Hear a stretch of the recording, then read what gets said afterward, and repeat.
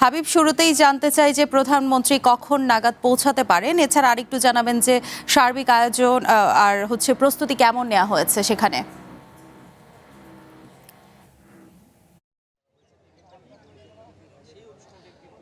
বিলাসী প্রধানমন্ত্রী তারেক রহমান তার এখানে আসার কথা ছিল দুপুর 12টা নাগাদ, কিন্তু সেটি দেরি হবে কারণ ঢাকা থেকে সকাল 9টা রওনা দেওয়ার কথা থাকলেও সেটি কিছুটা সময় পিছিয়েছে, কারণ আরেকটি অনুষ্ঠানে তিনি ঢাকাতেই যোগ দিচ্ছেন। সেটি শেষ করে তিনি এখানে আসবেন, তো সেক্ষেত্রে দুপুর 2টা বেজে যেতে পারে।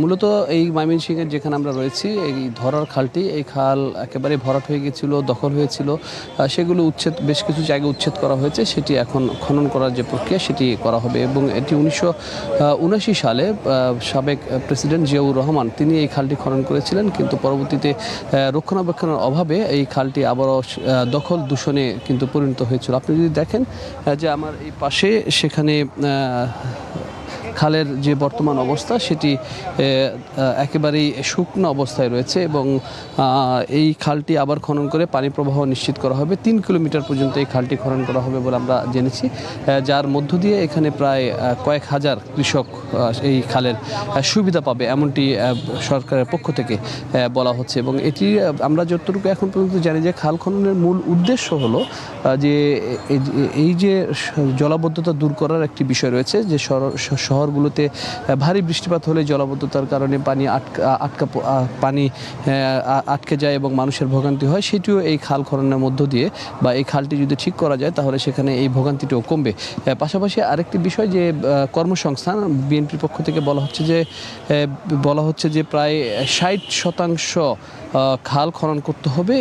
সেটি হলো যে যারা দিনমজুর, সেই দিনমজুরের মাধ্যমে কাজে সেখানে একটি কর্মসংস্থান হবে, এমনটি বলা হচ্ছে এই সরকারের পক্ষ থেকে। এবং আরেকটি বিষয় সেটি হলো যে পরিবেশের বিষয় রয়েছে, সেই বিষয়টি রক্ষণাবেক্ষণ করার ক্ষেত্রে এই খাল খননের কার্যক্রম কিন্তু শুরু করা হয়েছে।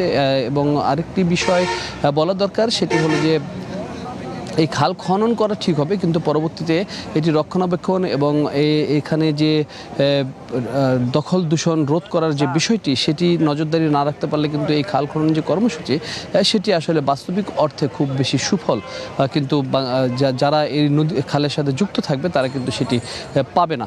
আমরা এর আগে দেখেছি বিভিন্ন জায়গায় খাল খনন হয়, কিন্তু সেই খাল খননের পরবর্তী সময়ে এখান থেকে সে যে সুফল পাওয়ার কথা সেটি পায় না, হয়তো 1-2 বছর পর আবার সেই খালটি ভরে যায়। কিন্তু আরেকটি বড় প্রশ্ন হলো, এই খাল খনন করার পর এই খালের যে মাটি, সেই মাটি কোথায় রাখা হবে সেটি নিয়ে কিন্তু দীর্ঘদিন ধরে একটি সংকট রয়েছে। কারণ খাল খনন করার পর জমির দুই পাশে বা খালের দুই পাশে মাটি রাখা হয়, বৃষ্টিপাত হলে সেই মাটিগুলো আবার খালের মধ্যে প্রবেশ করে, এরকম নানা বিষয় রয়েছে।